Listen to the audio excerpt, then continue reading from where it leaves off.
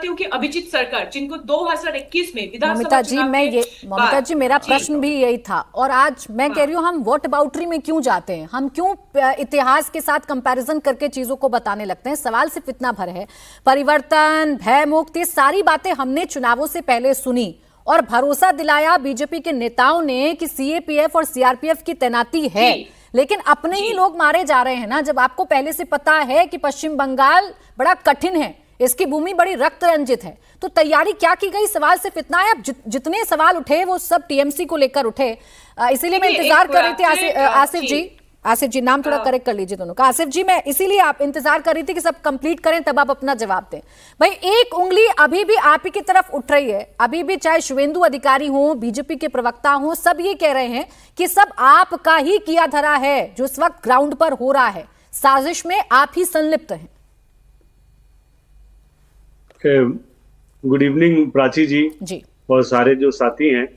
सबसे पहले तो मैं ये बधाई देना चाहूंगा बीजेपी पार्टी को कि उन लोगों ने उनको मैंडेट दिया है कि बंगाल के लिए। और अभी ये जो सवाल उठ रहे हैं टीएमसी के तरफ, तो मैं ये बताना चाहूंगा कि एज अ पॉलिटिकल एनालिस्ट जो हमारी स्टडी होती है, जो हम लोगों ने रिसर्च किया है, तो आप देखेंगे कि गवर्नमेंट जब इनकी हो गई है तो अगर आप रिस्पॉन्सिबिलिटी लेते हैं तो उसकी अकाउंटेबिलिटी भी होती है। अगर आपने किसी चीज की रिस्पॉन्सिबिलिटी ली है तो उसकी अकाउंटेबिलिटी भी होती है। आज आप बताइए, चाहे ये पुलिस हो या कोई भी एडमिनिस्ट्रेशन पार्ट हो, वो टीएमसी के तो अंदर पे नहीं है या जो पहले इनकम्बेंट गवर्नमेंट थे। आज यहाँ पे जिम्मेदारी जो है आज बीजेपी पार्टी की बनती है।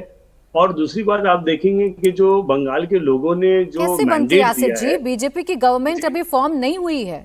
बिल्कुल बिल्कुल मैं ये बात नहीं ली है बीजेपी। मैं अभी स्पष्ट मुझे बताएं, केयरटेकर मुख्यमंत्री कौन है अभी पश्चिम बंगाल के? मैं इस बात का स्पष्ट करना चाहता हूं कि जो रथ जी का जो हत्या हुआ है, ये बहुत ही निंदायक बात है। ये किसी पॉलिटिकल हो या नॉन पॉलिटिकल या सोशल लेवल पे इस तरीके की हत्या को कोई भी इंडोर्स नहीं करता है। ये बहुत ही दुखद बात है, चाहे ये पॉलिटिकल हो या सोशल हो या एंटी सोशल एलिमेंट हो।